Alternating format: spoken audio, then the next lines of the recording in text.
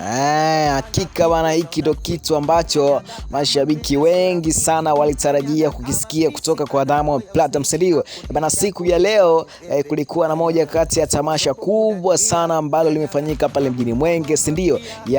Diamond Platnumz kuna kitu kwa kazungumza hapa, watu wengi walijisikia furaha kukisikia hiki kitu, na pia hata ambaye kalengwa nacho pia kajisikia furaha bana. Mimi sitokwambia, hebu sikiliza hii clip hapa then we came back again. Au sio bana? Yeah, it is a Bravis Tindosi, we out here.